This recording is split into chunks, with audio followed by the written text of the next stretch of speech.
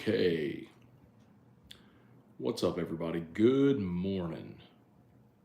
All right, welcome to a hump day edition of Morning Scone, presented by Brock, the Baton Rouge Orthopedic Clinic, Hutco Roofing, hutcoroofing.com.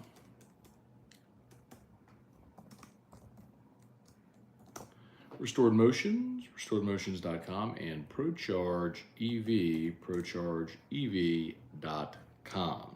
All right, y'all. Brian Kelly met with reporters on on Tuesday after practice. Remember, open date, so there was no Monday Brian Kelly press conference. So media availability is just a little different. So he met with reporters Tuesday after practice. He'll meet with reporters again here Wednesday morning for the Brian Kelly, for the SEC coaches teleconference. No Brian Kelly coaches show on Thursday because of the open date. So just a little different this week with with it being the open date. So just not as much media availability. So one of the things Brian Kelly did talk about that's probably most notable, he gave sort of updates, not super specific, but his words about Zy Alexander and Mekhi Wingo, that they were both going to, quote, miss some time. So with a month left in the season, it's fair to say, what does miss some time mean? Is miss some time the 4 to 6 week window? And if so, that's, it really takes you to the end of the season, and then you wonder, do you get those guys back for potential SEC championship game? If you're not there and you're in some second tier bowl game, do they even bother coming back, or do they go get ready for the draft? Don't know. I don't know the answer. I'm telling you. Y'all know sometimes I'll give you a wink and a nod if I do, and I don't in this case. I knew Emory Jones after Auburn, they didn't think was super serious and had a really good shot to get him back for Bama, and it's trending that way. I knew Zy Alexander was more serious. Mekhi Wingo is... that one's a little odd because the way that it's been described to me is he's been battling a lot of stuff this year, but he's kind of played through it.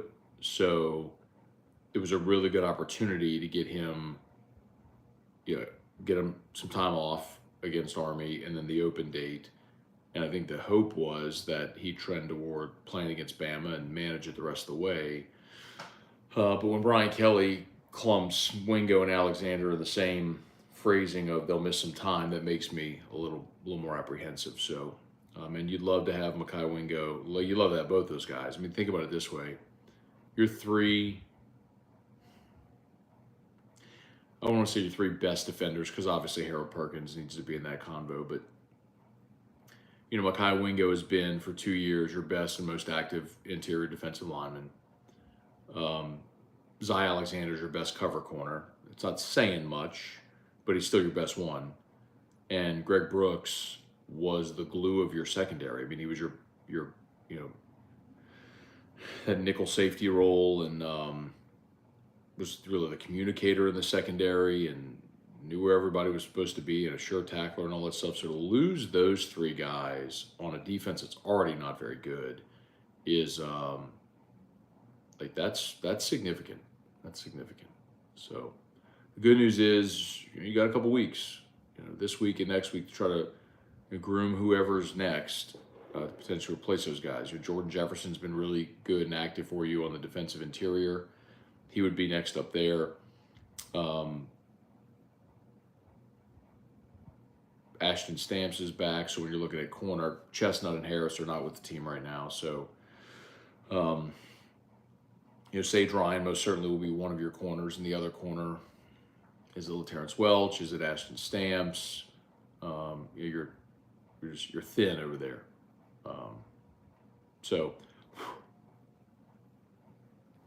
Anyway. Okay, let's say some good mornings, see what y'all got. As always, appreciate y'all for being there. YouTube, please smash that like button and subscribe up to the channel. Facebook, please like the Matt Moscona page, share the post. We appreciate y'all for being with us. Hey, Kelly Gross, good morning. Jason Horn, Brant Roban. Morning Scone, sounds like Zy won't be able to play versus Bama. Wonder if Bama's down any starters for the game as well.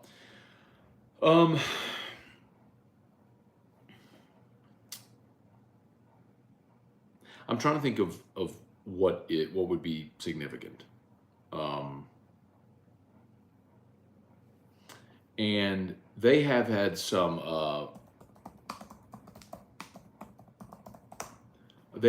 some injuries in their secondary at corner and at safety, which is not a great place to be shorthanded against LSU. But I know they were trending toward getting some of those guys healthy for the Tennessee game. Terry and Arnold, who's one of their starting cornerbacks, was hurt in the Tennessee game and did not play in the second half. So I haven't seen an update on him. It was concussion protocol. So I haven't seen an update this week, but you would assume, given 2 weeks, that he'd be able to go against LSU. But that's one worth watching.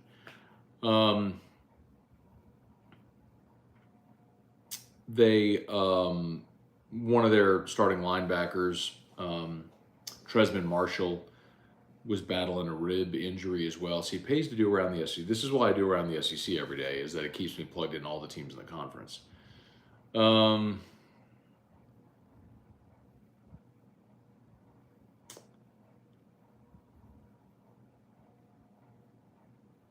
There's another. I'm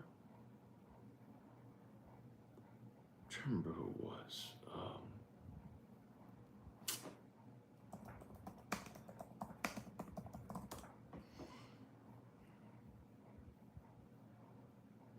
Malachi Moore. That's who it was. I knew there was a safety who's their most veteran guy. Malachi Moore got hurt against A&M.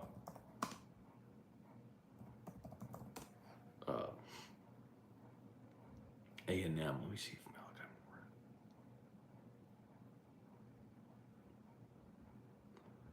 I know Moore didn't play against Arkansas. I don't know if he played against Tennessee. Anyway, whatever. Okay. Their punter had been injured as well, but I think he's back too. So anyway, so they've had some injuries, like everybody's had some injuries, but nothing that's like super, super significant. Lowell Cormier, good morning. Thoughts on Nussmeier's play the other night against Army? Is he our best option next season? As of right now, Lowell, yeah. I mean, I thought he was, he was efficient. You knew, look, they kind of joked after the game.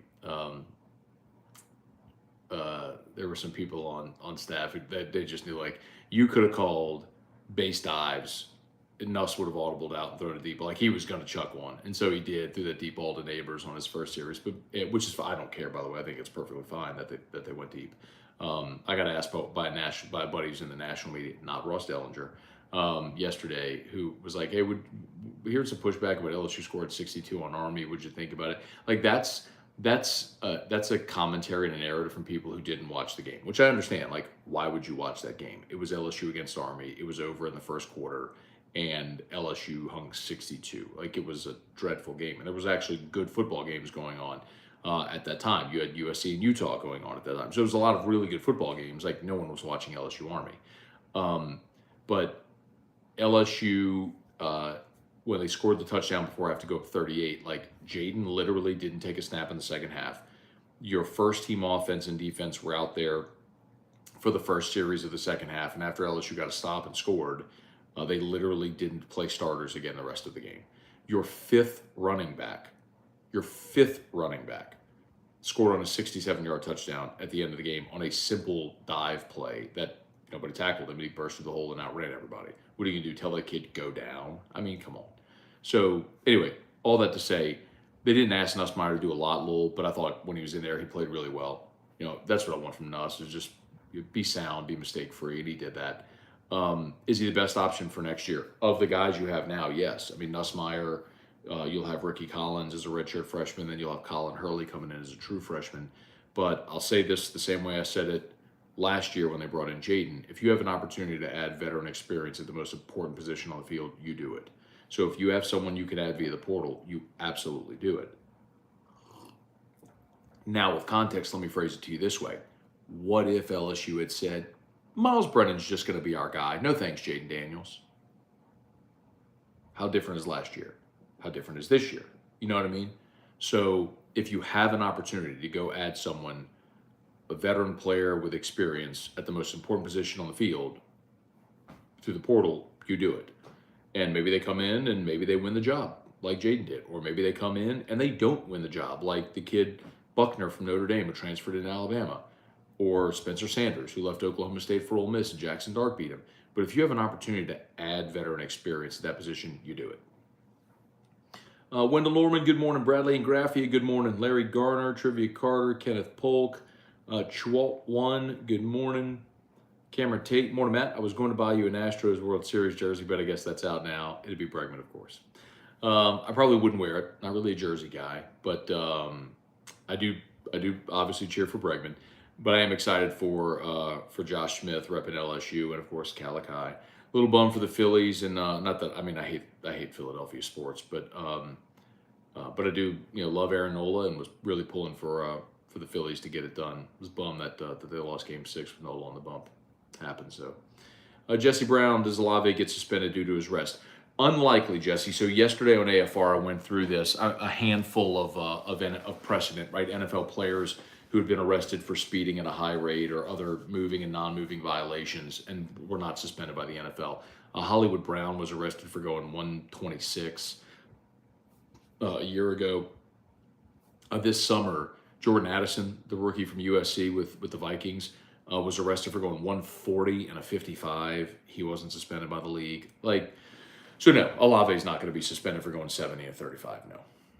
I doubt there's going to be any discipline other than the Saints just making him run gassers. It's just the point that I was making yesterday was it's not about him speeding. Yes, it's dangerous to go 70 at a 35. It's dangerous and stupid and all that stuff.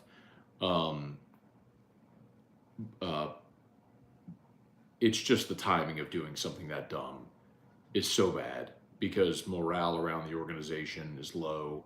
People are questioning, like me. I mean, I like literally the day that I'm doing the whole Dennis Allen as a substitute teacher and nobody respects him take on my show, that night Chris Olave goes and gets arrested because he's going 70 and a 35. Come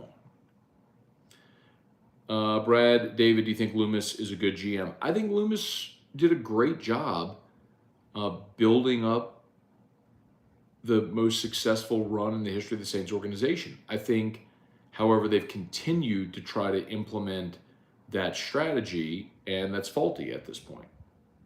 So I think he's a good GM. Yes, I do. I think the decisions that he and the organization are making collectively right now are wrong. James McKinney, Daniel Holden, Jerry G, good morning. Brad, could you imagine how fun a 12-team college playoff would be? Don't have to imagine it, Brad. Next year it will be reality, and I'm very, very much looking forward to it. Jerry G finally made it live. All right, Jerry G, good to see you live here, man. Thank you so much for jumping aboard. Let's see. Weston Weaver, morning, Matt. Wife was impressed by the Christmas lights installed in your house. May have to give Get Lit a call. They did a great job, man. GetLitLights.com, GetLitLights.com. I mean, our house looks phenomenal. I mean,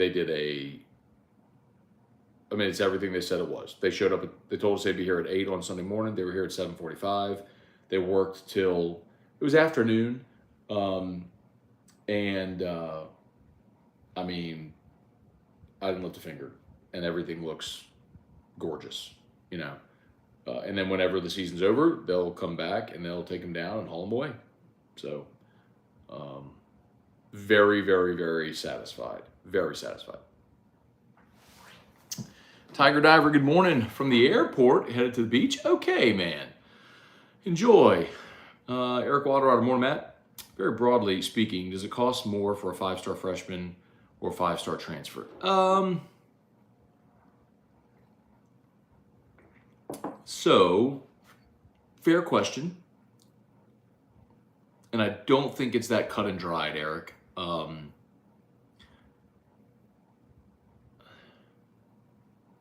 I think it depends on the prospect and the programs involved. I do think a lot of you would be surprised at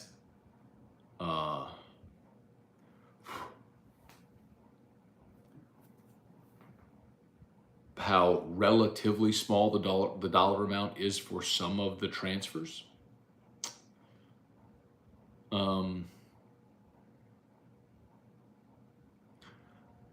But my opinion on the matter, Eric, is what you're seeing is a result of that great A&M class not delivering, is collectives are choosing to spend their money more on portal and less on high school athletes.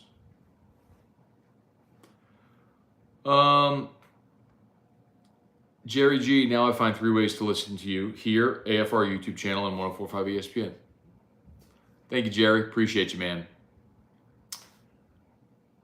A guy named Hoodie Jube invited you to do an interview on the Saints last year. I enjoyed it. Who dat? I remember, Jerry. I remember going on channel, and dude does a good job. It's one of those things where I encourage people all the time, students I speak to in college or anybody who's interested in doing media, like, just start creating content. If you're good, people will watch, will follow. If they're not, the market will tell you. So, and that's a dude who started his channel and does a good job.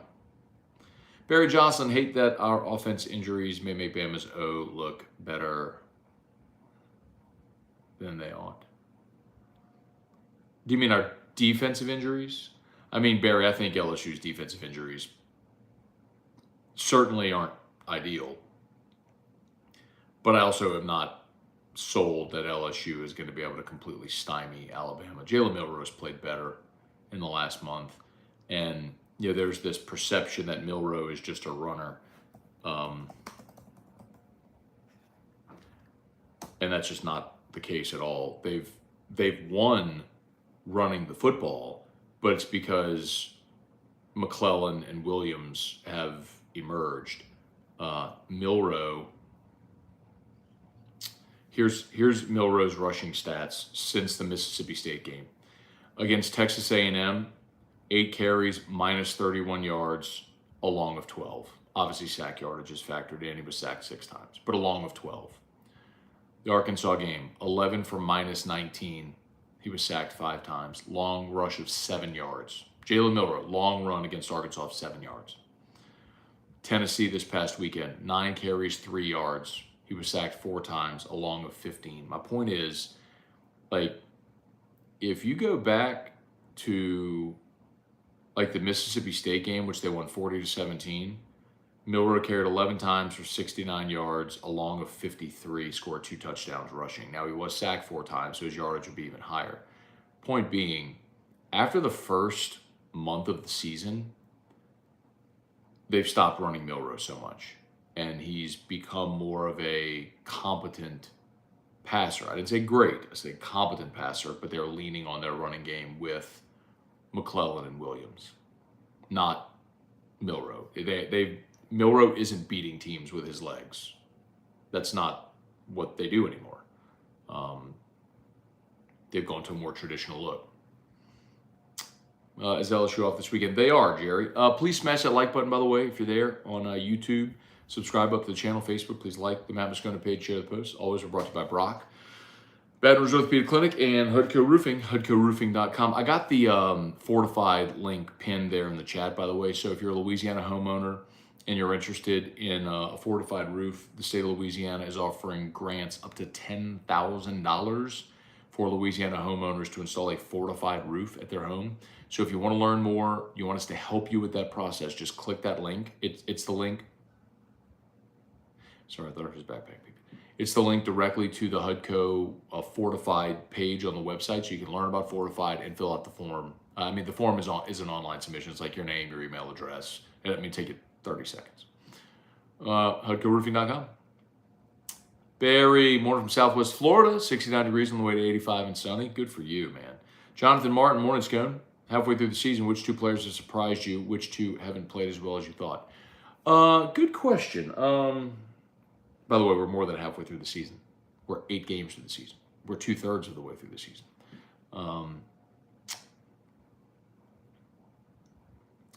Surprised.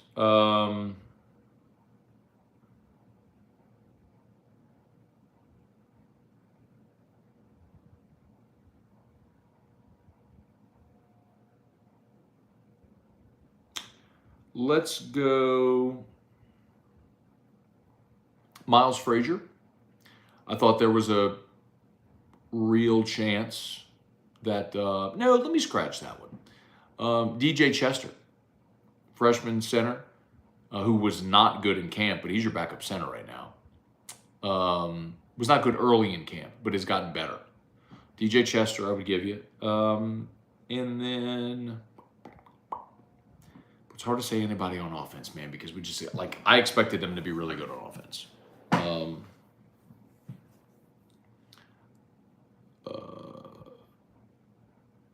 Better on defense than I thought. That's another hard one because nobody's really been better. It's been more of a disappointment, right? Like, I mean, I'd hope for more from the entire secondary. Like just pick one. Just pick one on defense.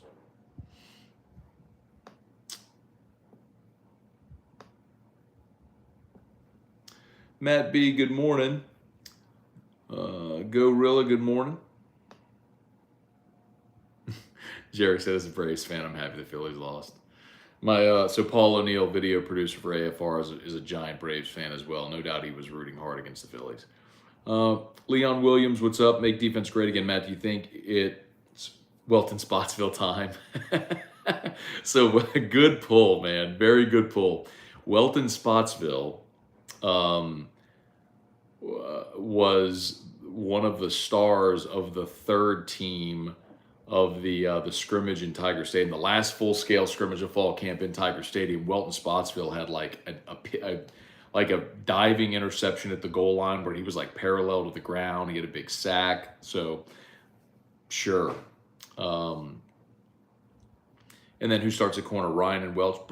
I'm very confident saying Sage Ryan will be one of the starting corners against Bama. And yeah, I would say Welch is probably the best bet to be the other at this point, considering Zy Alexander won't be out there. Likely won't be out there. Gorilla a couple episodes ago made the mistake calling Caleb Jackson Caleb Williams. I remember. What an idiot for the retraction. I love watching the show. Keep recording. I'll keep watching. Thank you, man. Appreciate you for watching. Thank you for being there. And I remember I was like Caleb Williams. I was like, I think you mean Caleb Jackson. Yeah. Antron Hemingway, good morning. Jerry doing 70 on the interstate or expressway? 30 on a 35? No, yeah, for sure. The Traquan Smith video, yeah. Andrew Price, it's okay with the lack of defensive depth. We will just have to put up 80 on the offensive. I don't think LSU's going to put up 80. I know you're joking, but I do think, and I remember, so I was doing an interview, I got to go in here in a minute, but I was doing an interview a couple weeks ago with the midday show on Jocks FM in Birmingham. And I said in a very declarative way, like, LSU's going to score 30 in Tuscaloosa. And one of the guys was kind of talking as I was talking, so kind of stepped on the bite a little bit. And another one of the hosts was like, whoa, wait, hang on, say it again. Be quiet. We want to get it clear. I was like, I knew he was clipping it, so I said it very demonstrably. I'll say it to anybody. Like, LSU's going to score 30 in Tuscaloosa. Like, they're going to go to Tuscaloosa and score 30. Nobody's stopping this offense. It's going to look like it did in 2019. LSU's going to go up there, they're going to move the ball up and down the field, and they're going to make plays and score points. My only question is, can they stop Alabama from doing the same? And are you going to get into a similar game like you played against Arkansas or Missouri or Ole Miss? And, you were in those 3 games, you won the home game and you split the road games. So, it's tough. Got to get stops. All right, Matt Plavidal, good morning. All right, Matt, got a day off. Very good. Enjoy. Hey, Rebecca Claire, good morning. Hope you and the fam are doing awesome. Damon Gilmore, Truax, what's good, dude? Rick Hess, good morning from the Colorado Rockies. Rocky Mountain High, Colorado. That John Denver's full up, man.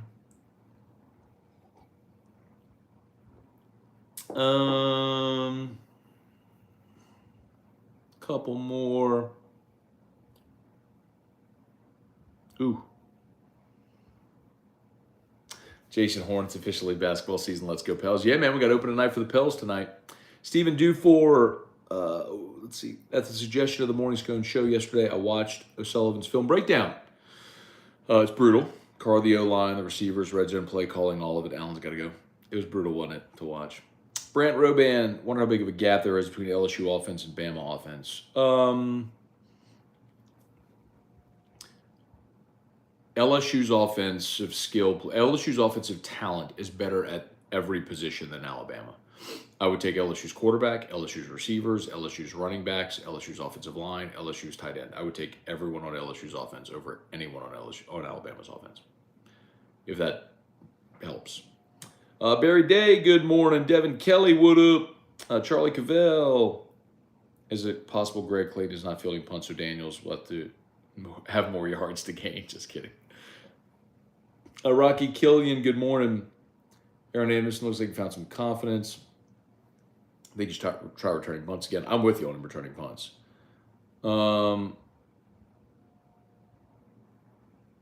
What's the situation with Chestnut and Harris? I mean, they're not playing, so they left the team.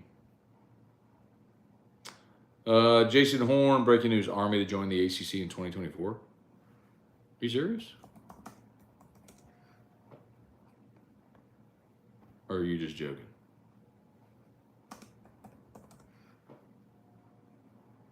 No, not the ACC, the AAC. Okay. Come on now.